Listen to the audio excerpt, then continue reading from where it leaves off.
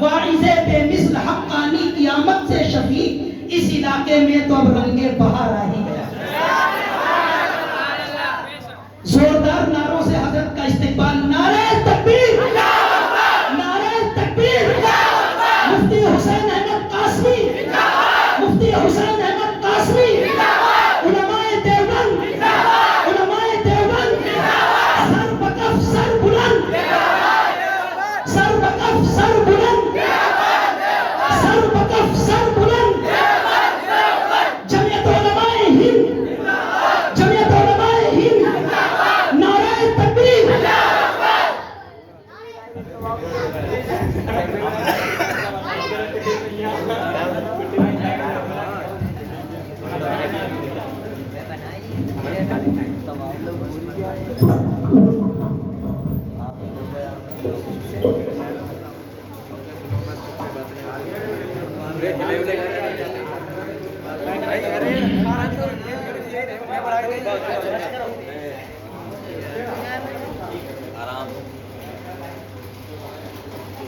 بسم اللہ الرحمن الرحیم، الحمد للہ نحمده ونستعینه ونستغفره ونؤمن به ونتوکل علیہ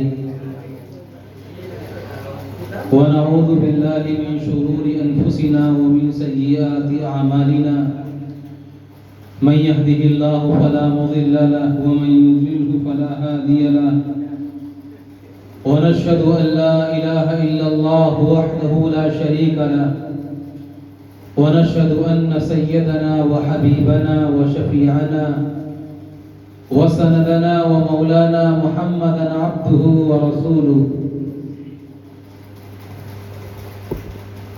أما بعد،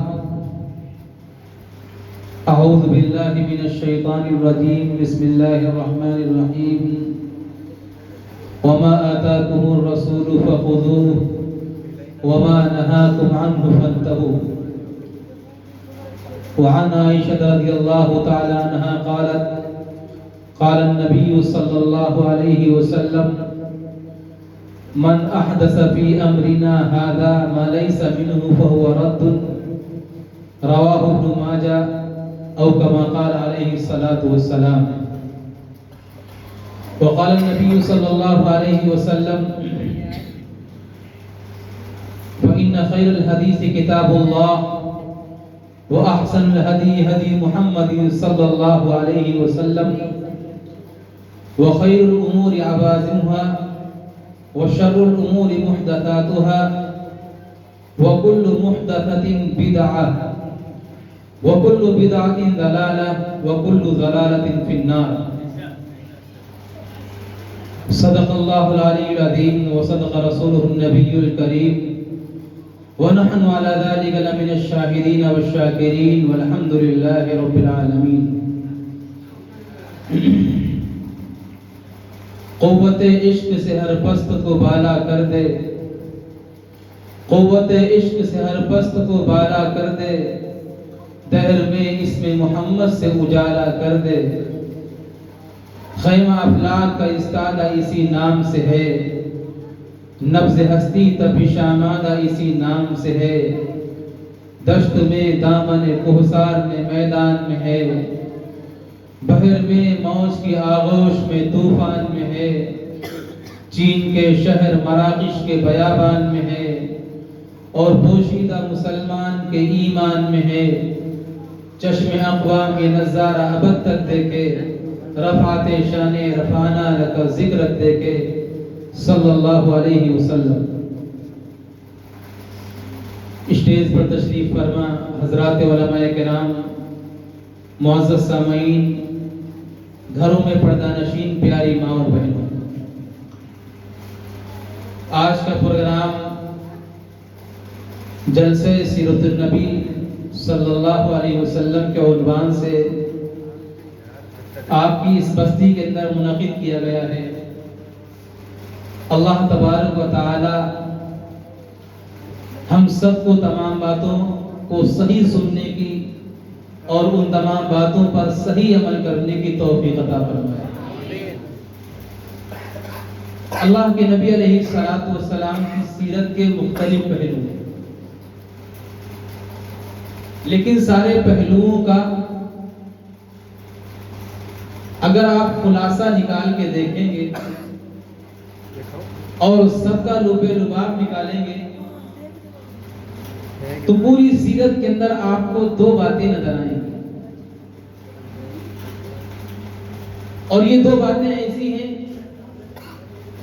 اللہ کے نبی کی محبت، اللہ کے نبی کا عشق، اللہ کی وحدانیت، اور ہمارے تمام اعمال کا دار و مدار انہی دو باتوں پر ہے۔ میں آسان الفاظ میں ان دونوں باتوں کو انشاءاللہ آپ کے سامنے رکھنے کی کوشش کروں گا، بس دعا یہ ہے کہ اللہ ان دونوں باتوں کو صحیح سمجھنے کی توفیق عطا فرمائے۔ سب سے پہلی چیز ہے اتباع، اور دوسری چیز ہے ابتداء۔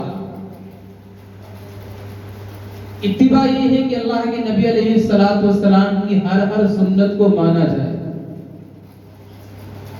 اور ابتداء یہ ہے کہ نبی کے طریقوں سے ہٹ کر کے، نبی کی سنتوں کو چھوڑ کر کے، بلکہ نبی کی سنتوں کا جنازہ نکال کر کے ایسے نئے طریقے دین میں ایجاد کیے جائیں جن کا شریعت سے کوئی تعلق نہ ہو، جن کا دین سے کوئی تعلق نہ ہو، اللہ کے نبی کی زندگی سے کوئی تعلق نہ ہو، اس کو کہتے ہیں ابتداء، جس کا دوسرا نام ہوتا ہے بدعت۔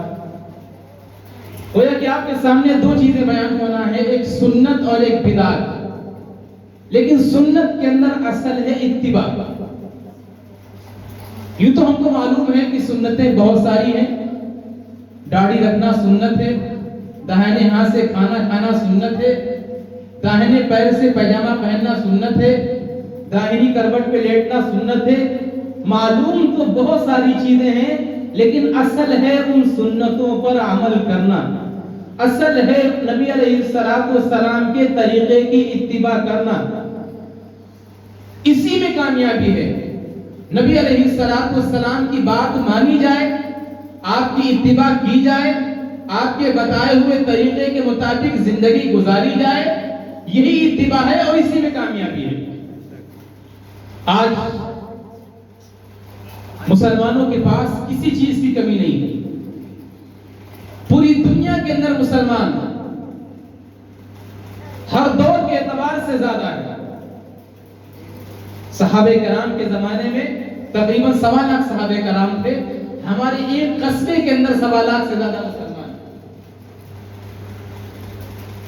صحابہ کرام کے زمانے میں چند مسجدیں تھیں، آج کروڑوں اربوں زیادہ مسجدیں ہمارے درمیان موجود ہیں۔ صحابہ کی حکومت حضرت عمر کے زمانے میں، حضرت عثمان غنی کے زمانے میں دنیا کے چند ملکوں تک پہنچی ہوئی تھی، آج 52 سے زائد مسلمانوں کے ملک دنیا کے اندر ہیں۔ اگر دیکھا جائے جو صحابہ کرام کے زمانے میں قرآن پڑھنے والوں کی تعداد تھی، اس سے اربوں گنا زیادہ قرآن پڑھنے والے آج موجود ہیں۔ صحابہ کرام کے زمانے میں جتنی اذانیں ہوتی تھی، اس سے کھربوں زیادہ اذانیں آج ہو رہی ہیں، لیکن اللہ نے صحابہ کرام کو کامیاب کیا تھا اور ہم دنیا کے اندر ناکام ہیں۔ صحابہ کرام کامیاب ہوئے اور ہم آج دنیا میں ذلیل و خوار ہیں۔ وجہ صحابہ کرام نے اللہ کے نبی کی اتباع کی تھی۔ دو چیزیں صحابہ کرام کے درمیان تھی، نبی کی اتباع تھی اور ابتداء سے پرہیز تھا۔ صحابہ نے کوئی بھی طریقہ ایسا اختیار نہیں کیا جو نبی کے طریقے سے ہٹ کے تھا۔ پوری زندگی صحابہ کرام کی اٹھا کے دیکھ لیجئے، نبی کی اتباع ہے، نبی کی اتباع ہے، نبی کی اتباع ہے۔ کبھی بھی انہوں نے اپنی مرضی سے کوئی کام نہیں کیا کہ یہ کام بھی کر لیا جائے، یہ کام اچھا لگ رہا ہے۔ آج بہت بڑی بیماری یہی ہے۔ اللہ کے نبی کی سنت ہے، ایک طرف اللہ کے نبی کا پیارا طریقہ ہے، ایک طرف دین موجود ہے، شریعت موجود ہے، لیکن ہم نے اپنی طرف سے بہت ساری باتوں کو اس کے اندر ملایا ہوا ہے. یہ بھی دین ہے، یہ بھی دین ہے، وہ بھی شریعت ہے، وہ بھی شریعت ہے، اور ایسا دین کا خلیہ بگاڑا ہے میرے دوستو. میں آگے چل کے بتلاؤں گا آپ کو کہ آج دین کی شبیہ کو برباد کر دیا گیا ہے. دین کو ہم لوگوں نے تباہ و برباد کر دیا ہے صرف بدعات کی بنیاد پر. میرے دوستو اتباع کیا ہے؟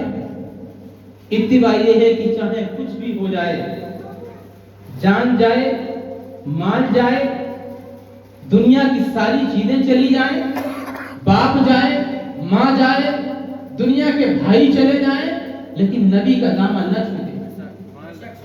نبی نے جو فرما دیا ہے، نبی کے حکم کے سامنے اپنی جان کی کوئی پرواہ نہیں، نبی کے حکم کے سامنے اپنی اولاد کی قربانی کوئی قربانی نہیں، نبی کے حکم کے سامنے اپنے ماں باپ کی قربانی کوئی قربانی نہیں ہے. نبی نے جیسا کہہ دیا ہے اسی پر عمل کرنا یہ اتباع ہے. ایک صحابی نے حضرت عثمان بن طلحہ رضی اللہ تعالیٰ عنہ اللہ کے نبی علیہ السلام کی خدمت میں آئے اور نبی سے صحابہ کو نبی سے بڑا پیار تھا. یہ تو آج ہمارا عشق جھوٹا ہے، خالی نعرے بازی کے اندر چلتا ہے. صحابہ حقیقت میں نبی سے پیار کرنے والے تھے، نبی کے سچے عاشق تھے، نبی پر سب کچھ قربان کرنے والے تھے. آئے اللہ کے نبی علیہ السلام کی خدمت میں، اے اللہ کے نبی مجھے آپ سے بے حد پیار ہے. اپنی محبت کا اظہار نبی کے سامنے کر رہے ہیں. اللہ کے نبی علیہ السلام نے کہا عثمان، طلحہ ابن عثمان کیا کہہ رہے ہو؟ جو کہہ رہے ہو سوچ سمجھ کے کہہ رہے ہو؟ اے اللہ کے نبی پورے ہوش و حواس کے ساتھ میں کہتا ہوں کہ مجھے آپ سے پیار ہے، مجھے آپ سے بے پناہ محبت ہے، اور اگر آپ کو شک ہے کسی بات پر تو میرا امتحان لے کے دیکھ لیجیے. آپ امتحان لیجیے، میں تیار ہوں. محبت کے اندر آپ جانچ پڑتال کر لیجیے. اگر آپ کی ایک ایک حکم پر میں قربان نہ ہو جاؤں تو میرا دعویٰ جھوٹا رہے گا.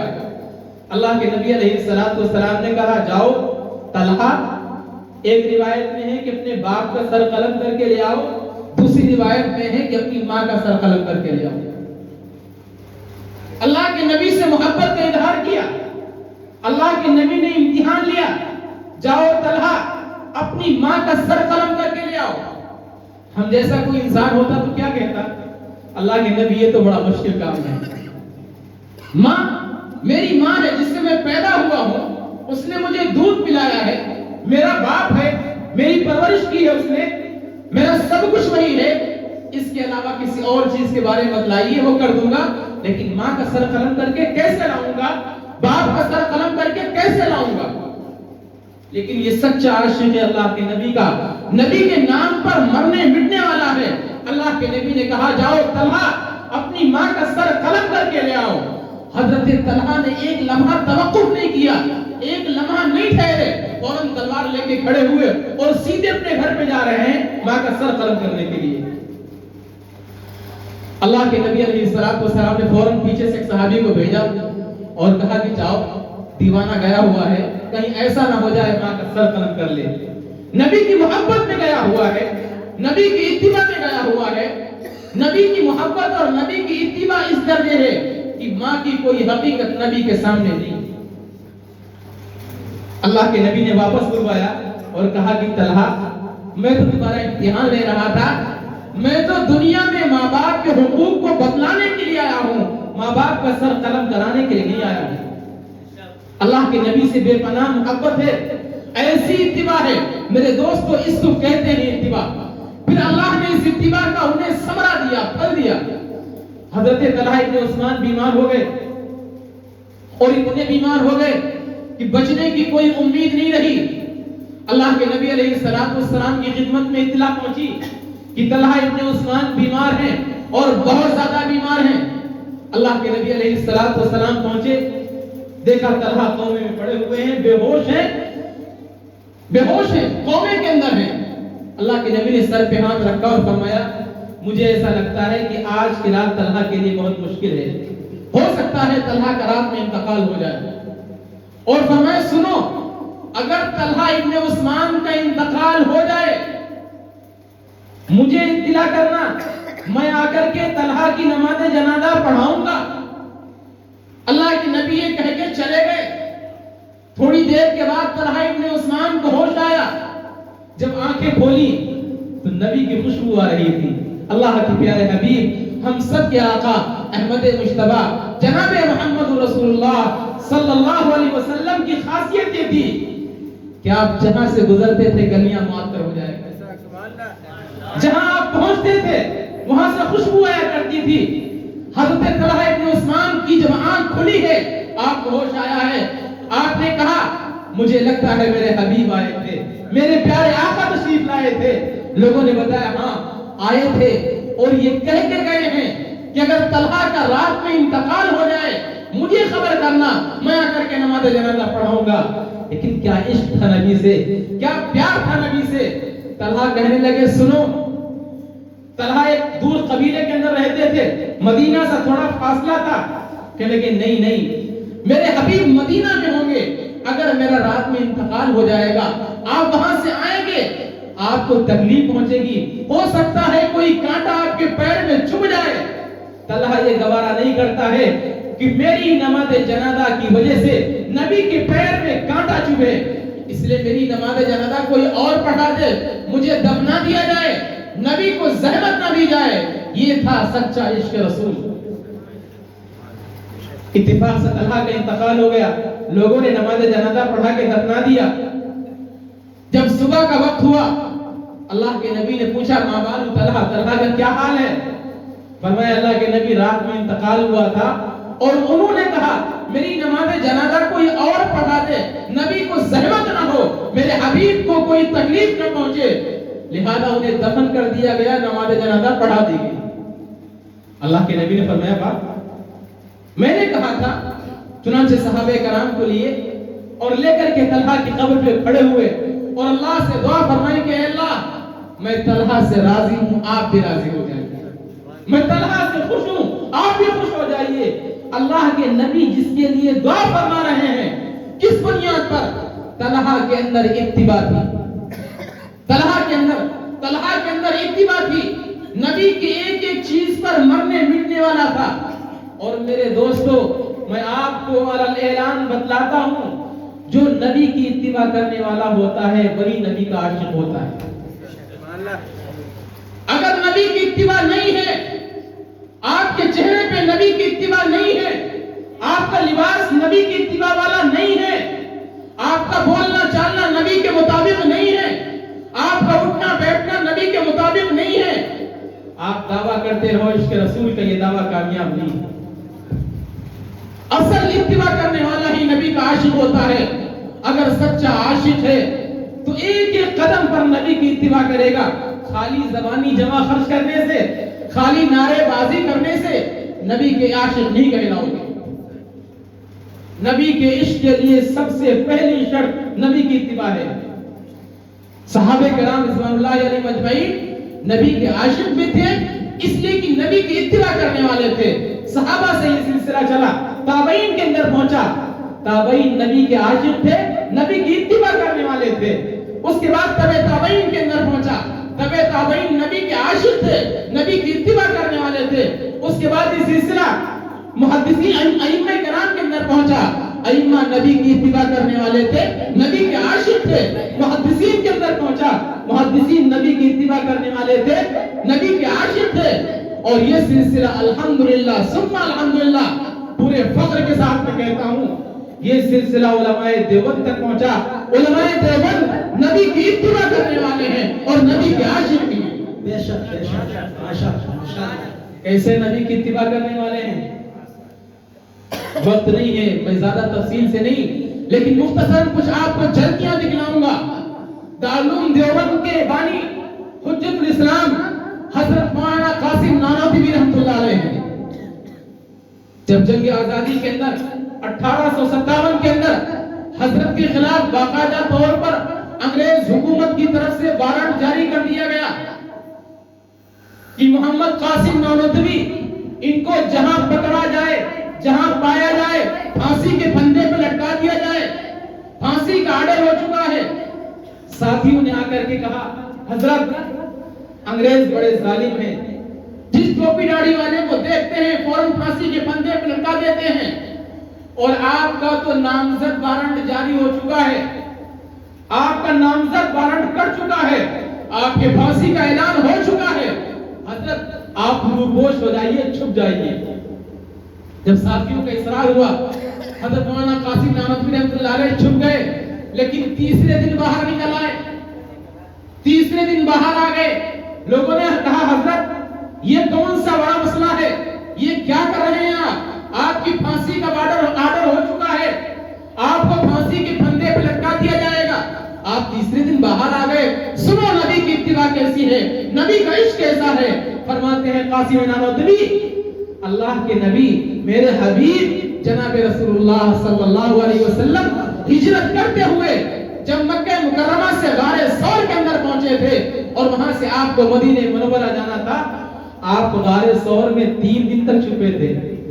کفار کی نظروں سے دور آپ 3 دن تک رہے تھے.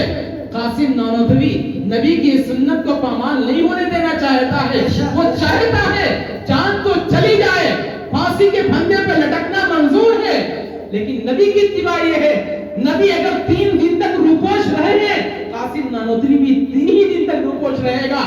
اس نعرہ تکبیر, نعرہ تکبیر, علماء دیوبند, علماء دیوبند, سر بکف سر بلند, سر بکف سر بلند. مولانا قاسم نانوتوی رحمۃ اللہ علیہ 3 دن کے بعد باہر آ گئے. 3 دن کے بعد باہر آ گئے. نہ جان کی پرواہ ہے, نہ گھر والوں کی پرواہ ہے, ایک ادا ہے. حالانکہ نبی کا چھپنا یہ سنت نہیں تھا, لیکن نبی کی ایک ادا تھی, نبی کا ایک طرز تھا. اس ادا کو اپنانے والے علماء دیوبند تھے, بے شک, بے اس شک. ادا پہ عمل کرنے والے. جب نبی کی اتباع تھی تو نبی کا عشق کیسا تھا سنو. یہی قاسم نانوتوی رحمۃ اللہ علیہ جب حج کے لیے تشریف لے گئے, مکہ مکرمہ سے مدینہ منورہ جانے والے ہیں. مکہ مکرمہ کے اندر اور مدینہ منورہ کے اندر جن لوگوں کو اللہ نے توفیق دی ہے انہیں معلوم ہوگا گرمی کتنی پڑتی ہے. 53-54 کا ٹمپریچر ہوتا ہے, آسمان آگ برستا ہے, زمین سے شعلے ابلتے ہیں. لیکن قاسم نانوتوی کا عشق دیکھیے, نبی سے محبت دیکھیے. مدینے سے کافی دور اپنے جوتوں کو اتار لیا, اپنے چپل کو اتار لیا اور کہا کہ اس سرزمین پر چاہے آگ کے شعلے برس رہے ہوں, جس جگہ پر میرے نبی کا پیر پڑا ہے, قاسم نانوتوی اس جگہ پر جوتا پہن کے نہیں چلے گا. ننگے پیر ہیں, دھوپ کے اندر قدم چل رہے ہیں, لیکن قاسم نانوتوی کی محبت اور قاسم نانوتوی کا عشق یہ گوارا نہیں کر رہا ہے کہ نبی کے شہر میں جا کر کے جوتا پہن کر کے اور چپل پہن کر کے چلیں. قاسم نانوتوی ننگے پاؤں چل رہے ہیں. بے شک. مدینہ منورہ میں 3 دن قیام کیا.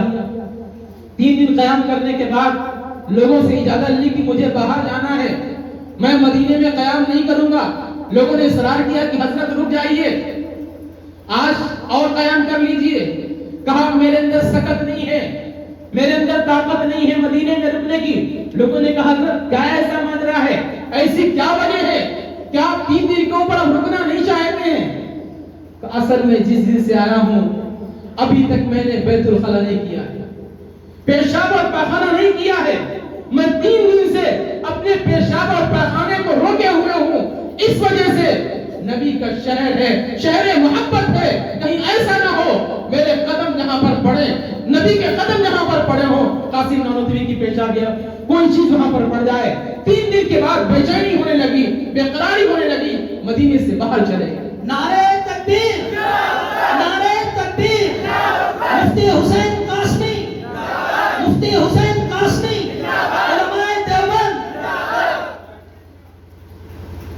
جب مدینے سے روانہ ہو رہے ہیں, جب مدینے سے روانہ ہو رہے ہیں, آنکھوں سے آنسو جاری ہیں, قلب مضطرب ہے, بہت پریشان ہے. روضہ رسول کو دیکھ کر کے اشعار کہتے ہیں, سلامت روضہ رسول کو دیکھ کر کے اشعار کہتے ہیں, ہو سگا مدینے میں میرا نام شمار, جیوں تو ساتھ سگا حرم کے تیل پھروں, مروں تو کھائے مجھے مدینے کے مور و مار. یہ عشق رسول ہے. وہ چاہتے ہیں کہ مدینے کے اندر زندگی بسر ہو جائے, اور جب انتقال ہو تو کسی اور سرزمین پر نہیں، مدینے کی سرزمین پر. یہ نہیں کہ مجھے دفن کر دیا جائے، مدینے کی سرزمین پر پڑا رہوں، چاہے چیونٹیاں کھا جائیں، چاہے کیڑے مکوڑے کھا جائیں، لیکن نبی کے محبت اور نبی کے عشق میں نبی کا جو شہر ہے اس کی مٹی میسر ہو جائے. قطب العالم حضرت مولانا رشید احمد گنگوہی رحمۃ اللہ علیہ، اللہ نے کیسا عشق رسول دیا تھا، نبی سے کیسی محبت تھی. جب حجاج کرام حج کے لیے آتے، حج جانے کے لیے جاتے اور حضرت کے پاس دعا کے لیے کہتے کہ حضرت دعا فرما دیجئے، میں حج کے لیے جا رہا ہوں، حج کے سفر پہ جا رہا ہوں، اللہ میرے سفر کو کامیاب کر دے. حضرت فرماتے دعا تو کروں گا لیکن ایک شرط ہے. کیا شرط ہے حضرت؟ شرط یہ ہے کہ جب مدینے سے واپس آنا تو مدینے کی خاک شفا لیتے آنا، مدینے کی مٹی لے کر کے آنا. شاگردوں نے پوچھا حضرت آپ اس مدینے کی مٹی کا کیا کرتے ہیں؟ کہا تمہیں معلوم نہیں، میری سرمیدانی کے اندر جو سرما ہے وہ سرما نہیں ہے، مدینے کی مٹی ہے. میں مدینے کی مٹی کو سرمے کی جگہ پر لگاتا ہوں. لاؤ کوئی ایسا عاشق رسول. حضرت مولانا حسین احمد مدنی رحمۃ اللہ علیہ، شیخ الاسلام مولانا حسین احمد مدنی رحمۃ اللہ علیہ اللہ کے نبی کے عاشق ہیں. یہ وہ واحد عاشق رسول ہے جنہوں نے روضہ رسول کے سامنے بیٹھ کر کے 18 سال تک حدیث نبی صلی اللہ علیہ وسلم کا درس دیا ہے. اور آپ کے درس کا بڑا عجیب انداز ہوتا تھا. ہم لوگ جب یہاں حدیث پڑھاتے ہیں تو کہتے ہیں قال رسول صلی اللہ علیہ وسلم، اللہ کے رسول نے فرمایا ہے. لیکن جب مولانا حسین احمد مدنی رحمۃ اللہ علیہ حدیث پڑھاتے تھے تو یہ نہیں کہتے تھے قال رسول صلی اللہ علیہ وسلم، بلکہ کہتے تھے قال ھذا رسول صلی اللہ علیہ وسلم. روضہ رسول کے سامنے بیٹھے ہوئے ہیں اور کہتے تھے اس اللہ کے نبی نے انہوں نے ارشاد فرمایا ہے، یہ کلام ایسا ہے. ایک مرتبہ کا بڑا عجیب واقعہ پیش آیا. وہاں مختلف دنیا کے مختلف ملکوں کے طلبہ تھے. اس میں کچھ طلبہ ایسے تھے جو اللہ کے نبی کے حیات کے منکر تھے. وہ یہ کہتے تھے کہ اللہ کے نبی اپنی قبر اطہار میں زندہ نہیں. حضرت مولانا حسین احمد مدنی رحمۃ اللہ علیہ بلکہ علماء دیوبند کا یہ عقیدہ ہے الحمدللہ کہ اللہ کے نبی اپنی قبر اطہار میں زندہ ہیں. اللہ کے نبی اپنی قبر اطہار میں زندہ ہیں اور بدن کا وہ حصہ جو اللہ کے نبی کے جسم سے مٹی کا ملا ہوا ہے وہ عرش سے بھی زیادہ افضل ہے. یہ علماء دیوبند کا عقیدہ ہے. نعرہ تکبیر، نعرہ تکبیر. علماء دیوبند، علماء دیوبند، سر بکف سر بلند، سر بکف سر بلند. اللہ کے نبی علیہ السلام کے جسم سے جو حصہ مٹی کا ملا ہوا ہے وہ عرش سے بھی افضل ہے. اس لیے کہ عرش پہ اللہ کی ذات نہیں، اللہ تو ہر جگہ موجود ہے. اور یہاں پر نبی کا جسم بیعینی جس مٹی کے ساتھ ملا ہوا ہے یہ جنت کی سرزمین سے بہتر ہے بلکہ عرش سے بھی بہتر ہے. حضرت مولانا حسین احمد مدنی رحمۃ اللہ علیہ طلباء کو سمجھا رہے ہیں کہ اس روضہ رسول کے اندر پیارے آقا زندہ و جاوید ہیں، باقاعدہ طور پر حیات ہیں. حیات النبی کا عقیدہ ہمارا ہے. کچھ طلباء انکار کر رہے ہیں جو دوسرے مسلک کے تھے، وہ انکار کر رہے کہ نہیں مرنے کے بعد وفات کرنے کے بعد میں کوئی زندہ نہیں رہتا ہے. آپ دلیل دے رہے ہیں، وہ طلباء کاٹ رہے ہیں. آپ دلیل دے رہے ہیں، وہ طلباء کاٹ رہے ہیں. آپ پریشان ہوئے کہ ان طلباء کو کیسے سمجھایا جائے. یہ ہمارے اساتذہ نے واقعہ ہمارے سامنے بیان کیا. مولانا حسین احمد مدنی دلائل دیتے جا رہے ہیں، طلباء کاٹتے جا رہے ہیں.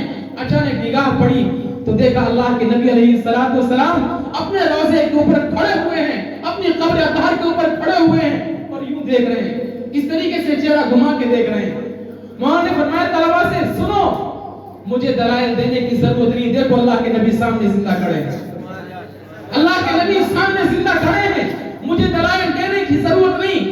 18 سال کے بعد 18 سال تک وہیں پر بیٹھ کر کے نبی کے چبوترے میں بیٹھ کر کے حدیث کا درس دیا ہے اور 18 سال کے بعد جب کسی حالات کی وجہ سے اس ملک کو آزاد کرانے کے لیے وہاں سے مالٹا کے لیے روانہ ہوئے ہیں تو نبی کے روضے کو دیکھ کر کے یہ شعر پڑھتے ہیں، سلامت رہے تیرے روضے کا منظر، سلامت رہے تیرے روضے کی جالی، ہمیں ہمیں بھی عطا ہو وہ شوق ابو بکر، ہمیں بھی عطا ہو وہ جذبہ بلالی۔ میرے دوستو، یہ اشعار کسی سچے عاشق کے ہو سکتے ہیں، جھوٹے عاشق کے نہیں ہو سکتے ہیں۔ ابھی وہ طالب علم جو اشعار پڑھ رہا تھا، نبی اکرم شفیع آدم دکھے دلوں کا پیام لے لو، یہ کس کے اشعار ہیں؟ دارالعلوم دیوبند کے محتمم حضرت قاری طیب صاحب رحمۃ اللہ علیہ کے اشعار ہیں، اور اشعار ایسے ہیں کہ آپ اگر پڑھیں گے، یہ وہ اشعار ہیں جو حضرت قاری طیب صاحب رحمۃ اللہ علیہ نے نبی کے روضے کے سامنے کھڑے ہو کے پڑھے تھے۔ نبی اکرم شفیع آدم دکھے دلوں کا سلام لے لو۔ میرے دوستو، اس قدر عاشق علماء دیوبند، میرے دوستو میں پورے اعتماد کے ساتھ میں کہتا ہوں، جو اللہ نے عشق رسول علماء دیوبند کو دیا تھا، وہ عشق رسول کسی اور کو حاصل نہیں۔ لیکن افسوس کچھ اور چشم نابینا جن کی کوئی علمی صلاحیت نہیں، علمی کوئی لیاقت نہیں، جنہیں صحیح طریقے سے بخاری کا ایک صفحہ پڑھنا نہیں آئے گا، ابھی لا کے بٹھا دو، بخاری کھول کے رکھ دوں گا، اللہ کے نبی کی حدیثیں کھول کے رکھ دوں گا، حدیث کا ایک ٹکڑا نہیں پڑھ سکتے ہیں، اللہ کے نبی کی حدیثوں کا ایک صفحہ نہیں پڑھ سکتے ہیں۔ ان علماء اکابر دیوبند کے اوپر اعتراض کرتے ہیں کہ یہ گستاخ رسول ہے۔ میرے دوستو، میرے بھائیوں، مجھے بڑا عجیب سا لگتا ہے، یہ علماء دیوبند جو سچے عاشق رسول ہیں، جو نبی کی محبت میں جینے والے، نبی کی محبت میں مرنے والے، نبی کی محبت میں مٹنے والے، نبی کی محبت میں جن کی شامیں ہیں، نبی کی محبت میں جن کی صبح ہوتی تھی، نبی کی محبت کے ساتھ کھاتے تھے، نبی کی محبت کے ساتھ اٹھتے تھے، جن کی میرے دوستو دعائیں وہ آہوزاری تھی۔ مولانا حسین احمد مدنی رحمۃ اللہ علیہ جب تہجد کی نماز کے لیے کھڑے ہوتے تھے، آج ان کے فرزند، ان کے بیٹے موجود ہیں، میں نے خود، میرے چونکہ وہ استاد ہیں، میں نے اپنے استادوں کی زبانی سنا ہے، اپنے استادوں کی زبانی، کہ مولانا جب تہجد کی نماز کے لیے کھڑے ہوتے تھے اور دعا مانگتے تھے تو آپ کے سینے سے ایسی آواز آتی تھی جیسے پانی ہانڈی کے اندر کھول رہا ہو۔ نبی کے بارے میں یہی تو ہے، اما عائشہ صدیقہ رضی اللہ تعالیٰ عنہ یہی تو فرماتی ہیں کہ اللہ کے نبی جب دعا مانگتے تھے، جب روتے تھے تو ایسا محسوس ہوتا تھا جیسے ہانڈی کھول رہی ہو۔ یہ سچے عاشق رسول جن کی ایک ایک ادا نبی کے مطابق تھی، جن کا اٹھنا بیٹھنا نبی کے مطابق تھا، صحابہ کے مطابق تھا، میرے دوستو ان کو گستاخ رسول کہا جائے گا۔ اس کا مطلب یہ ہے کہ کمی آپ کے اندر ہے، کمی آپ کے اندر ہے، جنہوں نے ان اکابر کو سمجھا نہیں ہے۔ ہمارے اکابر الحمدللہ ثم الحمدللہ نبی کے سچے عاشق ہیں، نبی کے سچے متبع ہیں۔ کمی تمہارے اندر ہے، تم نے ان اکابر کو سمجھ نہیں پایا۔ کمی ان لوگوں میں ہے جنہوں نے ان اکابر کی کتابوں کو نہیں سمجھ پایا۔ بعض لوگ ان کی کتابوں پر بھی اعتراض کرتے ہیں کہ علماء دیوبند نے یہ لکھا ہے، علماء دیوبند نے یہ لکھا ہے۔ میں پورے چیلنج کے ساتھ میں کہتا جا رہا ہوں، جب ضرور پڑھے بلا لیجئے گا، ان اکابر کی ایک صفحہ عبارت اگر پڑھ کر کے سمجھ کر کے سنا دے تو جو آپ بتلائیے گا انعام آپ کی طرف سے۔ الحمدللہ ان اکابر کی عبارتوں کو سمجھنا آسان نہیں ہے۔ آپ ترمذی پورے ہندوستان کے سارے مدارس میں پڑھائی جاتی ہے، ترمذی پہ جو حاشیہ ہے علامہ انور شاہ کشمیری کا ہے۔ بخاری سارے مدارس کے اندر پڑھائی جاتی ہے، بخاری کے جو ترجمۃ الباب ہیں مولانا حسین احمد، مولانا قاسم نانوتوی اور حضرت شیخ الہند مولانا محمود الحسن دیوبندی رحمۃ اللہ علیہ کے ہیں، تمہارے مدرسے میں پڑھائی جاتی ہے، ہمارے مدرسے میں سارے مدرسوں میں پڑھائی جاتی ہے، لیکن اس پہ الحمدللہ خدمات ہمارے اکابر کی ہیں۔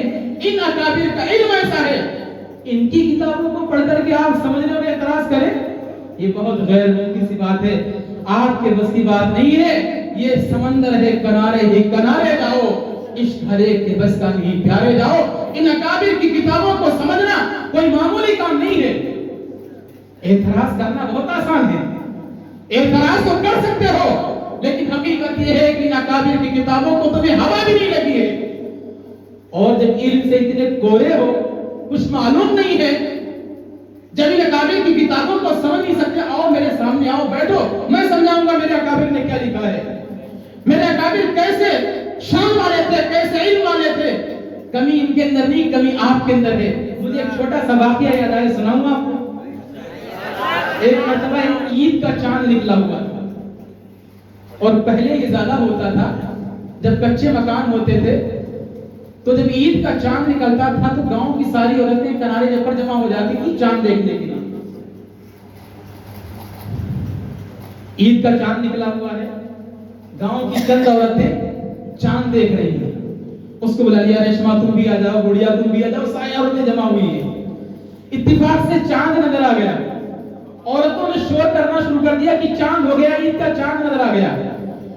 ایک عورت اپنے بچے کو آبدس کرا رہی تھی, استنجا کرا رہی تھی. اس نے جلدی بلدی بچے کو استنجا کرایا اور چاند دیکھنے کے شوق میں دوڑتی ہوئی آئی اور یوں ہاتھ رکھ کر کے, ایسے عورتیں ہاتھ رکھ کر کے دیکھتی نا, ایسے ہاتھ رکھ کر کے دیکھا, اسے چاند تو نظر آیا لیکن ساتھ ساتھ میں بدبو بھی نظر آئی. اس کو بدبو بھی لگی کیونکہ ابھی بچے کا استنجا کرا رہی تھی, بچے کا پیخانہ دھلا رہی تھی. تو جو پیخانہ دھلا رہی, تھوڑا سا پیخانہ اس کے ہاتھ میں لگا رہ گیا ہوگا. تو اس نے ایسے چاند دیکھا اور چاند دیکھ کر کے کہا عید کا چاند تو نظر آ گیا لیکن چاند بدبودار ہے اس سال, چاند اس سال بدبودار ہے. میرے دوستو, چاند بدبودار نہیں تھا بلکہ اس کی انگلی میں جو حلوہ لگا ہوا تھا وہ بدبودار تھا. چاند تو صاف ستھرا تھا. جو کہتے ہیں علماء دیوبند گستاخ رسول ہیں, حقیقت یہ ہے کہ علماء دیوبند کا مقام انہیں سمجھ میں آیا ہی نہیں. وہ ہاتھ ہی رکھے ہوئے ہیں اور کہہ رہے علماء دیوبند گستاخ رسول ہیں, وہ بدبودار ہیں, علماء دیوبند بدبودار ہیں. حلوہ وہاں لگا ہوا ہے.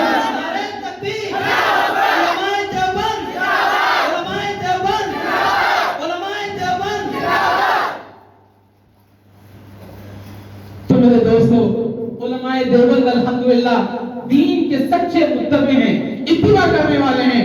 انہوں نے ہمیشہ اگر ایک بات کہی ہے تو یہ بات کہی ہے کہ ابتداء مت کرو, اتباع کرو, نبی کی اتباع کرو, لیکن کوئی کام اور کوئی چیز اپنی طرف سے ایجاد مت کرو.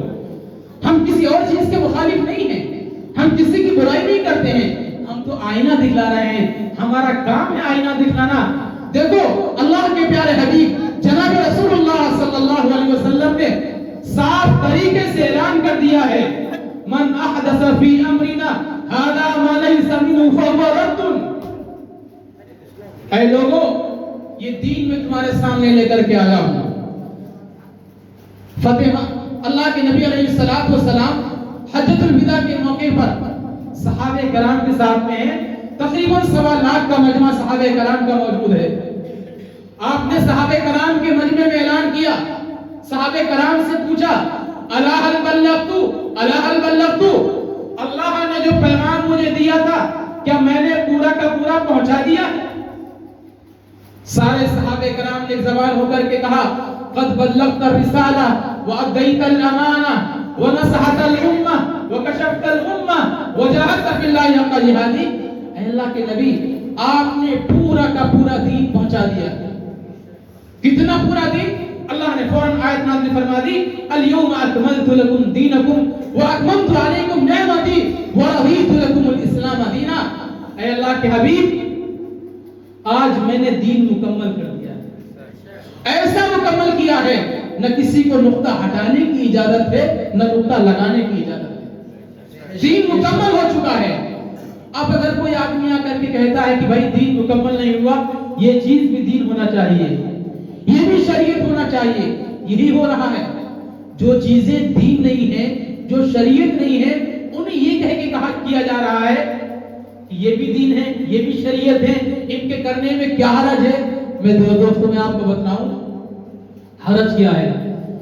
آپ فجر کی نماز کے لیے آئے گرمیوں کے اندر جہاں چھوٹی رات ہوتی ہے, اور چھوٹی رات کے اندر جب فجر کی نماز کے لیے پہنچے, آپ یہ دل میں سوچے یار میں اپنی نیند کو چھوڑ کر کے آیا ہوں, گرمی کا وقت تھا, آنکھ نہیں کھل رہی تھی, اب میں آ کر کے 2 رکعت سنت کیوں پڑھوں گا, 4 پڑھ لوں, آپ کی نماز ہو جائے گی. ارے آپ فجر کی نماز 2 رکعت کے بجائے 4 پڑھ لیں, کیونکہ آپ گرمیوں کے اندر نیند قربان کر کے آئے, ہو جائے گی نماز. سردیوں کے زمانے میں بہت سخت سردی ہے, آپ نے بڑی مشکل سے اپنے بستر کو چھوڑا, ٹھنڈے پانی سے وضو کیا, بڑی مشقت برداشت کرنے کے بعد آپ مسجد پہنچے ہیں. اب آپ یہ چاہتے ہیں کہ یار میں نے نیند کو چھوڑا ہے, بستر کو چھوڑا ہے, گرم ٹھنڈے پانی سے وضو کیا ہے, اب میں 2 رکعت کے بجائے 4 سنتیں پڑھ لوں, کیا آپ کی نماز ہو جائے گی؟ آپ کی نماز نہیں ہوگی.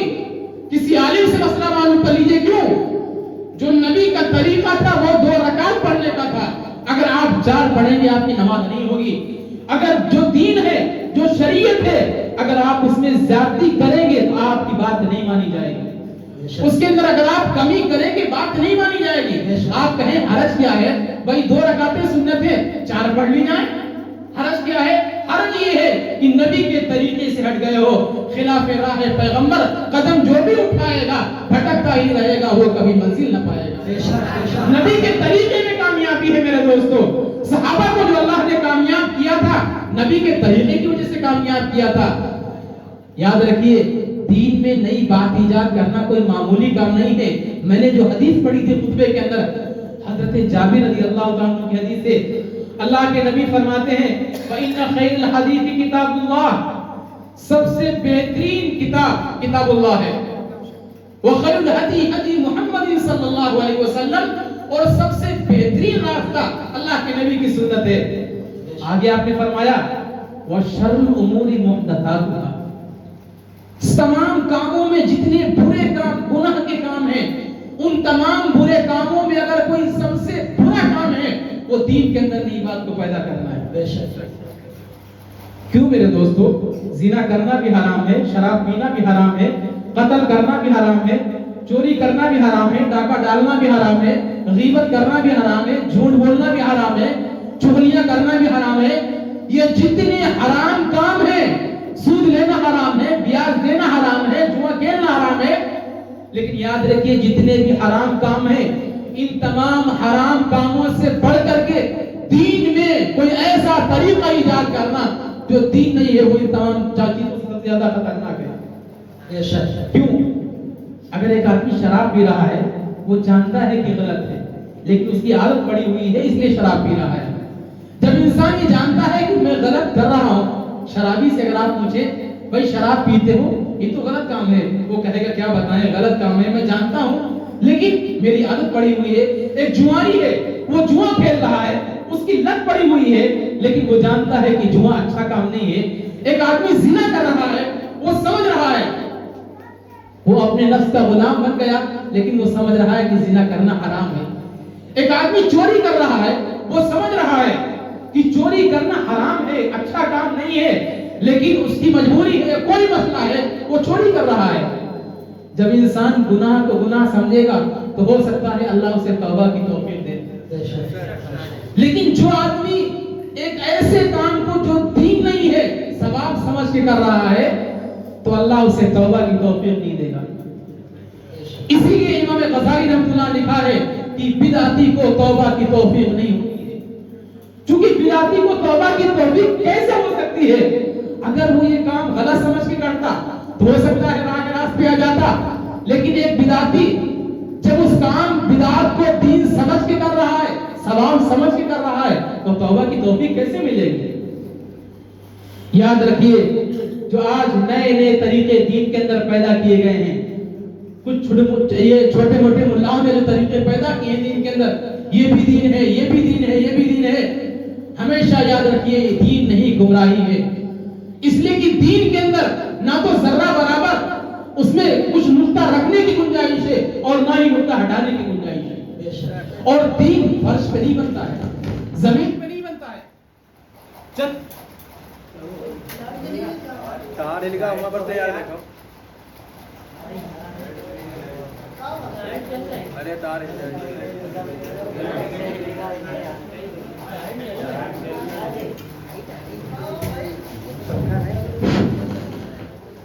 ہمیشہ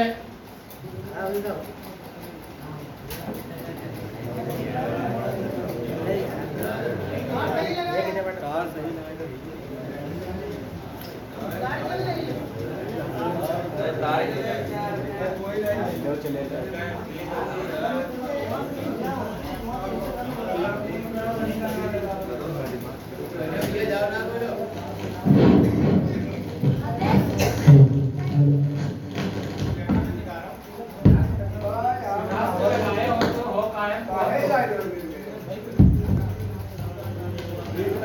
کہ دین فرش پہ نہیں بنتا ہے, عرش سے نازل ہوتا ہے. بے شک یہاں پر بیٹھ کر کے اگر کہانیاں بنا لی جائیں اور اس کو دین بتا دیا جائے, یہ دین نہیں ہوگا. دین وہ ہے جو اللہ نے بھیجا ہے, نبی کے سینے پہ نازل ہوا ہے، صحابہ نے اس پہ عمل کیا ہے، تابعین نے اس پہ عمل کیا ہے، تبع تابعین نے اس پہ عمل کیا ہے، ائمہ نے اس پہ عمل کیا ہے، محدثین نے اس پہ عمل کیا ہے، وہ دین ہے میرے دوستو، وہی دین ہے۔ اس کے علاوہ یہاں بیٹھ کر کے اگر باتیں بناؤ گے یہ دین نہیں ہوگا بلکہ یہ بدعت ہوگا۔ بہت سارے لوگ عوام کو سمجھانے کے لیے کہتے ہیں کہ بھائی پنکھا ہے اللہ کے نبی کے زمانے میں نہیں تھا، یہ بھی نیا بنا ہوا ہے، یہ بھی بدعت ہونا چاہیے۔ پکا مکان اللہ کے نبی کے زمانے میں نہیں تھا، آج پکے مکان بن رہے ہیں، یہ بھی بدعت ہونا چاہیے۔ یاد رکھیے اس کا فیصلہ اللہ کے نبی نے کر دیا ہے۔ اللہ کے نبی نے فرمایا من احدث فی امرنا ھذا ما لیس منہ فہو رد، جو دین میں نئی بات پیدا کرے گا وہ مردود ہے۔ دنیا میں نئی بات تو ہوتی رہتی ہے، اللہ کے نبی کے زمانے میں بہت ساری چیزیں نہیں تھی، آج موجود ہیں، آج گاڑیاں ہیں، سواریاں ہیں، موبائل ہیں، انٹرنیٹ ہے، دنیا کی ساری چیزیں ہیں، لیکن ان کا تعلق دین سے نہیں ہے، ان کا تعلق دین سے نہیں ہے، ان کا تعلق دنیا سے ہے۔ اور دنیا میں نئی بات کا ہونا یہ کوئی اجنبی بات نہیں ہے، نہ یہ بدعت ہے، نہ اس کو غلط کام ہے۔ ہاں اگر دین میں نیا کام کر رہے ہو تو یہ بدعت ہے، اور بدعت کا مطلب سمجھتے ہو آپ؟ گویا کہ نعوذ باللہ سب سے پہلے آپ اللہ پر الزام لگاتے ہو۔ اگر کوئی ایسا طریقہ جو اللہ نے قرآن میں نہیں اتارا، اپنے حبیب کو نہیں بتایا، اللہ کے نبی نے صحابہ کو نہیں بتایا، صحابہ نے اس پہ عمل نہیں کیا، گویا کہ آپ ہی کہتے ہو کہ یہ دین تھا لیکن اللہ کو معلوم نہیں تھا۔ اگر اللہ کو معلوم ہوتا تو اللہ نازل فرما دیتا۔ اگر دین تھا کہ اللہ نہیں جانتا یہ دین ہے، سب سے پہلا الزام یہ ہے کہ اللہ کو قرآن پاک میں اتارنا چاہیے تھا، لیکن نعوذ باللہ اللہ کو معلوم نہیں تھا، ہمیں معلوم تھا، لہذا ہم کر رہے ہیں۔ دوسرا الزام اللہ کے نبی پر ہے، اللہ کے نبی نے اعلان کیا تھا الا هل بلغت، کہ میں نے سارا پیغام پہنچا دیا، سارا دین پہنچا دیا۔ صحابہ کہہ رہے ہاں اللہ کے نبی آپ نے سارا دین پہنچا دیا ہے، آپ کہتے ہو نہیں نہیں سارا دین نہیں پہنچا ہے، ابھی دین میں یہ بھی باقی ہے، وہ باقی ہے، ایسا کرنا باقی ہے، ویسا کرنا باقی ہے۔ اگر کسی کا انتقال ہو جائے، کسی کی گھر پہ میت ہو جائے، اللہ کے نبی کا طریقہ کیا ہے؟ دیکھیے احادیث کو پڑھ کے دیکھیے، میں کسی کی برائی نہیں کر رہا ہوں لیکن سمجھیے، احادیث کو پڑھ کے دیکھیے، اللہ کے نبی کی سیرت کو اٹھا کے دیکھیے، نبی کی زندگی کو اٹھا کے دیکھیے۔ اگر کسی گھر میں انتقال ہو رہا ہے، اللہ کے نبی کیا فرما رہے ہیں؟ اس میت کے گھر والوں کے لیے کھانا بنا کے بھیج دو، اس لیے کہ وہاں صدمہ پہنچا ہوا ہے۔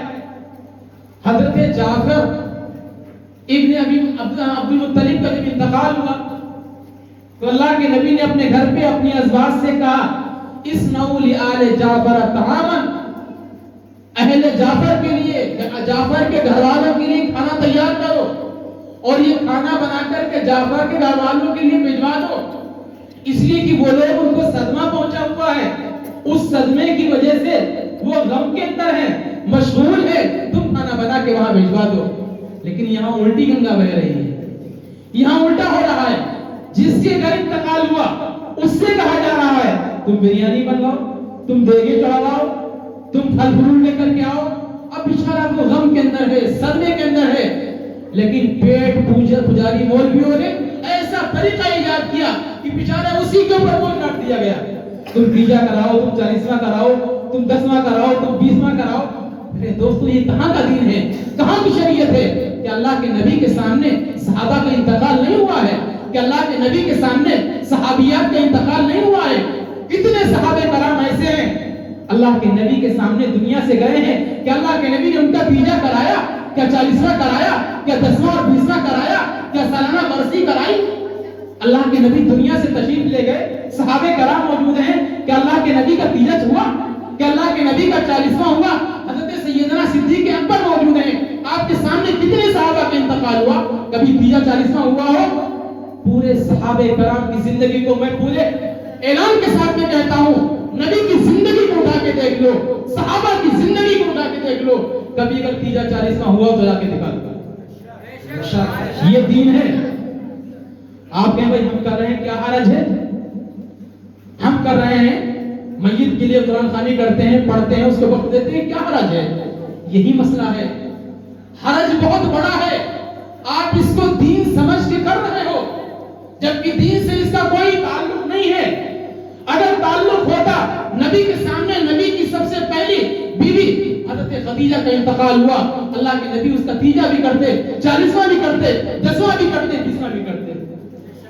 नबी के सामने आपकी 2 बेटियों का इंतकाल हुआ, ना आपने तीजा किया ना 40वां किया। नबी के साहबजादे हजरत कासिम का इंतकाल हुआ, तैयब और ताहिर का इंतकाल हुआ, ना कोई तीजा हुआ ना 40वां हुआ। ये कहां से आप लेकर के आ गए? सहाबे कराम 100 साल तक इस दुनिया के अंदर रहे हैं। 100 साल में सहाबे कराम ने कभी किसी का तीजा कराया, ना 40वां कराया, ना 10वां और 20वां कराया। सहाबा के बाद इमामों का जमाना है। इमाम आजम इमाम अबू हनीफा रहमतुल्लाह अलैह, इमाम शाफी रहमतुल्लाह अलैह, इमाम मालिक रहमतुल्लाह अलैह, इमाम अहमद इब्न हंबल रहमतुल्लाह अलैह, मसलक के 4 इमाम गुजरे हैं और चारों इमामों के यहाँ बड़ी बड़ी किताबें लिखी हुई हैं। इमाम अबू हनीफा रहमतुल्लाह अलैह ने 7 लाख मसाइल का इस्तेमाल किया है। कुरान और हदीस की रोशनी में 7 लाख मसाइल निकाले हैं। इन 7 लाख मसाइल में एक मसला भी तीजे का नहीं है, एक भी 40वें का नहीं है, एक भी बरसी का नहीं है। जो 7 लाख मसाइल को बयान कर रहा है, अपने वक्त का सबसे बड़ा इमाम है, सहाबा का शागिर्द है, हजरत अनस इब्न मालिक से रिवायत करने वाला है, 2-3 वास्तों के जरिए अल्लाह के नबी का शागिर्द है, हजरत इमाम अबू हनीफा के उस्ताद हैं, हजरत हम्माद के उस्ताद हैं, इब्राहिम नखई के उस्ताद हैं, हजरत अलकमा के उस्ताद हैं, हजरत अब्दुल्लाह इब्न मसूद जो सहाबी रसूल हैं, और हजरत अब्दुल्लाह इब्न मसूद शागिर्द हैं अल्लाह के नबी के। कोई तीजे का मसला नहीं, कोई 40वें का मसला नहीं। इमाम बुखारी रहमतुल्लाह अलैह ने किताब लिखी बुखारी शरीफ, जिसके बारे में फैसला है असहुल कुतुब बादा किताबिल्लाहिल बुखारी, अल्लाह की किताब के बाद इस रूए जमीन पर सबसे अहम तरीन किताब बुखारी शरीफ है। इमाम बुखारी रहमतुल्लाह ने सारे अहादीस को बयान किया है, तकरीबन 4000 अहादीस को बयान किया है। एक रिवायत में तीजा नहीं, एक रिवायत में 40वां नहीं, एक रिवायत में 10वां और 20वां नहीं। सियाह सित्ता की 6 किताबें लिखी गई हुई हैं। किसी किताब के अंदर लाके दिखाओ मुझे, मैं भी पढ़ना चाहता हूं। कहां से दीन लेकर के आ गए? आगे रबीउल अव्वल का महीना आ रहा है, एक ईद मनाई जाएगी, जश्न ईद मिलादुन नबी। जश्न ईद मिलादुन नबी का अगर आप तर्जुमा करेंगे तो उसका तर्जुमा होगा मोहम्मद बर्थडे। मोहम्मद बर्थडे जश्न के माने होते हैं खुशी, माहौल।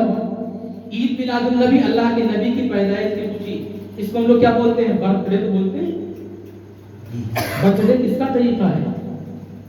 अल्लाह के नबी का तरीका है, सहाबा का तरीका है, ताबईन का तरीका है, तबे ताबईन का तरीका है, अइम्मा का तरीका है, मुहद्दिसीन का तरीका है। ये तरीका अंग्रेजों का तरीका है, लेकिन अफसोस ये है कि लफ्ज बदल करके लोगों को गुमराह किया जा रहा है। अच्छा एक बात बताओ, अल्लाह के नबी के जमाने में कितनी ईदें होती? अल्लाह के नबी के जमाने में 2 ईदें होती थी, ईद उल फित्र और ईद उल अजहा।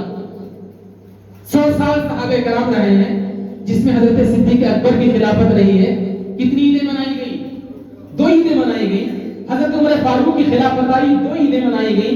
हजरत उस्मान गनी की खिलाफत आई, 2 ईदें मनाई गई। हजरत अली मुर्तजा की खिलाफत आई, 2 ईदें मनाई गई। हजरत अमीर माविया का जमाना आया, 2 ईदें मनाई गई। हजरत हसन हुसैन का जमाना आया, 2 ईदें मनाई गई। उसके बाद ताबईन का दौर चला है, अइम्मा ने मसाइल को लिखा है। इमाम आजम अबू हनीफा रहमतुल्लाह ने फिक़ह की किताबें लिखी हैं, बेशुमार किताबें हैं। जितनी किताबें हैं सब में 2 ईदों का जिक्र है, ईद उल अजहा, ईद उल फित्र। इमाम शाफई के मसलक के मानने वालों ने हजारों किताबें लिखी हैं, सिर्फ 2 ईदों का जिक्र है, ईद उल अजहा, ईद उल फित्र। इमाम मालिक रहमतुल्लाह अलैह जो मदीने के रहने वाले थे, उनके यहाँ लोगों ने किताबें लिखी हैं, 2 ईदों का जिक्र है, ईद उल फित्र, ईद उल अजहा। इमाम अहमद इब्न हंबल के यहाँ बड़ी बड़ी मुअत्ता अहमद लिखी गई, 47 ईदों के अंदर 2 ईदों का जिक्र है, ईद उल फित्र और ईद उल अजहा।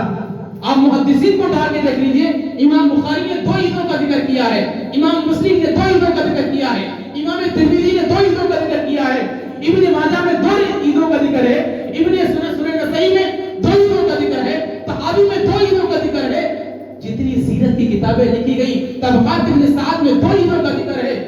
جتنی کتابیں لکھی محدثین نے, ائمہ نے, یہ سارے کے سارے گمراہ تھے. 2 عیدیں لکھ کے چلے گئے. یہ تیسری عید آپ نے نہیں لکھ پائی. یہ تیسری عید کہاں سے آ گئی ہے اور کیا پڑھا جاتا ہے؟ ہزاروں عیدیں کیا ہے پڑھا جاتا ہے. ہزاروں عیدیں نثار جس پہ وہ عید ربیع الاول یعنی عید الفطر اور عید الاضحیٰ کی کوئی اہمیت نہیں ہے. جو جشن عید میلاد النبی اس کی بہت بڑی اہمیت ہے. میرے دوستو, میرے بھائیوں, میں تمام لوگوں سے گزارش کرتا ہوں, چاہے وہ ادھر کے ہوں چاہے ادھر کے ہوں, کسی مسلک کے ماننے والے ہوں, آپ عوام کو گمراہ مت کرو. عوام سیدھی سادھی بھولی بالی ہے. ان کو وہ بات بتاؤ جو قرآن کے ذریعے ثابت ہے, انہیں وہ بتاؤ جو حدیث کے ذریعے ثابت ہے, انہیں وہ بتاؤ جو اللہ کے نبی نے کیا ہے, انہیں وہ بتاؤ جو صحابہ نے کیا ہے, انہیں وہ بتاؤ جو تابعین نے کیا ہے, انہیں وہ بتاؤ جو تبع تابعین نے کیا ہے. انہیں ادھر ادھر مت بہکاؤ, ورنہ کل قیامت کے دن آپ کا گریبان ہوگا, عوام کا ہاتھ ہوگا. آپ کا گریبان ہوگا. آپ قوم کو گمراہ کر رہے ہو, نئی نئی باتیں لا کر کے دین میں پیدا کر رہے ہو. معلوم ہے قیامت میں کتنا بڑا انجام ہوگا. قیامت کا منظر ہوگا. حدیث ہے, ترمذی شریف کی روایت ہے, اللہ کے نبی علیہ السلام میدان محشر میں کھڑے ہوں گے. کچھ لوگ لائے جائیں گے جن کے چہرے وضو کے آثار سے منور ہوں گے. چہرہ چمک رہا ہوگا, ہاتھ چمک رہے ہوں گے, پیر چمک رہے ہوں گے, لیکن فرشتے ان کو گھسیٹ کر کے جہنم میں لے جا رہے ہوں گے. اللہ کے نبی فرشتوں کو روکیں گے, ارے یہ میرے امتی ہیں, انہوں نے وضو کیا ہے, نمازیں پڑھی ہیں, ان کے چہرے آثار وضو کی وجہ سے روشن ہیں. دیکھو چہرہ چمک رہا ہے, ہاتھ چمک رہے ہیں, سر چمک رہا ہے, پیر چمک رہے ہیں, تم انہیں جہنم میں کیوں لے جا رہے ہو؟ فرشتے کہیں گے کہ اللہ کے نبی آپ کو معلوم نہیں ہے, یہ واقعی مسلمان تھے, انہوں نے وضو بھی کیا تھا, نمازیں پڑھی تھی, انہوں نے سجدے بھی کیے تھے, لیکن ایک بہت برا کام آپ کے پیچھے کیا تھا. اللہ کے نبی پوچھیں گے کیا؟ کہیں گے کہ اللہ کے نبی جب آپ دنیا میں نہیں تھے, انہوں نے نئے نئے طریقے ایجاد کر کے دین میں شامل کیے تھے. لوگوں سے کہا تھا کہ یہ بھی دین ہے, یہ بھی دین ہے, یہ بھی دین ہے, حالانکہ وہ دین نہیں تھا. اے اللہ کے نبی, یہ بدعتی لوگ ہیں جنہوں نے دین میں بدعت کو پیدا کیا ہے. معلوم ہے اللہ کے نبی کیا فرمائیں گے؟ سوکن سوکن سوکن, لے جا اٹھا کے جہنم میں ڈال دو, ان کا میرا کوئی تعلق نہیں, ان کا میرا کوئی تعلق نہیں ہے. اللہ کے نبی نے فرمایا وَكُلُّ مُحْدَثَةٍ بِدْعَةٍ وَكُلُّ بِدْعَةٍ ضَلَالَةٍ وَكُلُّ ضَلَالَةٍ فِي النَّارِ. ہر نئی بات بدعت ہے اور بدعت کا سیدھا راستہ جہنم ہے. بدعت کا سیدھا راستہ جہنم ہے. اس لیے میرے دوستو, میں آپ کے پاس ایک پیغام لے کر کے آیا ہوں کہ آپ سنت پر عمل کرو. جو سنت پر عمل کرنے والے ہیں آج ان کا مذاق بنا رہے ہیں. حضرت سیدنا عثمان غنی رضی اللہ تعالیٰ عنہ جب صلح حدیبیہ کے موقع پر اللہ کے نبی علیہ السلام کے ایلچی بن کر کے مکے والوں کے پاس گئے, چونکہ آپ مسلمان ہو چکے تھے, اللہ کے نبی کے داماد بھی تھے, اللہ کے نبی نے حکم بنا کر کے ایلچی بنا کر کے بھیجا, تو آپ کا ازار جو آپ پہنے ہوئے تھے حدیث میں الى انصاف ساقی, آدھی پنڈلی تک تھا. جو آپ کے چچاداد بھائی تھے وہاں جا کر کے رکے. جب ان لوگوں نے آپ کا ازار دیکھا, پیجامہ دیکھا کہ وہ ٹخنوں سے اوپر ہے اور الى انصاف ساقی, آدھی پنڈلی تک ہے, تو کہا عثمان غنی تم جانتے ہو یہاں جو سرداران مکہ ہیں, ابو جہل ہیں, یہ دوسرے سرداران مکہ ہیں, یہ سارے کے سارے ٹخنے کے نیچے پیجامہ پہنتے ہیں. اگر تم یہاں تک پیجامہ پہن کے جاؤ گے یہ تم سے بات نہیں کریں گے, تمہارا مذاق بنائیں گے, تمہاری توہین کریں گے. کیا فرمایا حضرت عثمان غنی نے؟ سنو, میرا مذاق بنانے دیجئے, مجھ سے بات کرنا چاہیں تو کریں, نہیں کریں گے کوئی فرق نہیں ہے. ہاکذا عبرت صاحب صلی اللہ علیہ وسلم, میں اپنے نبی کا ازار یہی پر دے چکا ہوں, یہاں سے نیچے نہیں ہوگا. آج بھی وہ لوگ جو کفار مکہ اور سرداران مکہ کے ملنے جلنے والے ہیں, ان سے تعلق رکھنے والے ہیں, ان کے پیجامے زمین پہ گھسٹ رہے ہیں اور کن کا مذاق بنا رہے ہیں؟ جو حضرت عثمان غنی کے ماننے والے ہیں، جو حضرت عثمان غنی کے ماننے والے ہیں۔ حضرت عثمان غنی اللہ کے نبی کے عاشق تھے۔ جن لوگوں کا پاجامہ ٹخنوں کے نیچے تھا انہوں نے ان کا مذاق بنایا۔ الحمدللہ علماء دیوبند اللہ کے نبی کے عاشق ہیں، ان کا پاجامہ ٹخنوں کے اوپر ہے۔ جو ابو جہل اور ابو لہب کے ماننے والے ہیں وہ ان کا آج بھی مذاق بنا رہے ہیں۔ یہ سنت تو چلی آ رہی ہے اللہ کے نبی کے زمانے سے۔ ہمیں دیکھنا میرے دوستو یہ ہے کیا نبی کا طریقہ ہے، کیا سنت ہے، ہمیں کس طریقے کی اتباع کرنا چاہیے اور کس طریقے سے بچنا چاہیے۔ بس ایک پیغام آپ کے سامنے دینا چاہتا ہوں، ہمیشہ سنت پہ، سنت کی اتباع کرنا، سنت پہ عمل کرنا اور نئے کاموں سے دور رہنا۔ لیکن میرے دوستو آخر میں آپ سے گزارش ہے، حالات ایسے نہیں ہیں کہ ہم لوگ آپس میں ایک دوسرے کے وہ ہوں، میں باہر کا ہوں، تقریر کر کے بتائیے اس سے زیادہ آگ لگا کے چلا جاؤں، بتائیے جتنی گالیاں وہ دیتے ہیں 10 گنا زیادہ دے کے چلا جاؤں، میں چلا جاؤں گا، جو باہر کا ہے وہ چلا جائے گا۔ آپ لوگ آپس میں رشتہ دار ہیں، آپس میں ایک دوسرے کے خاندان والے ہیں، کوئی کسی کا چچا ہے، کوئی کسی کا بھتیجا ہے، کوئی کسی کا پھوپھا ہے، آپ لوگ آپس میں لڑو گے، آپ لوگ آپس میں لڑو گے، نقصان آپ کا ہوگا۔ میں تو باہر کا ہوں، چلا جاؤں گا۔ اس لیے کوئی ایسی بات مت کرو، کسی کا دل مت دکھاؤ، کسی کی برائی مت کرو، جو صحیح بات ہے قرآن و حدیث کی وہ امت کے سامنے پیش کرو۔ اگر گالیاں دو گے، برائیاں کرو گے تو یاد رکھو ہم نے تو خالی ابھی ورق پلٹا ہے، ابھی پوری کتاب باقی ہے، ابھی خالی ورق پلٹا ہے، پوری کتاب باقی ہے۔ نہ تم صدمے ہمیں دیتے، نہ ہم فریاد یوں کرتے، نہ کھلتے راز سر بستہ، نہ یوں رسوائیاں ہوتی۔ آگے کے لیے موقع رکھیے۔ وآخر دعوانا الحمدللہ۔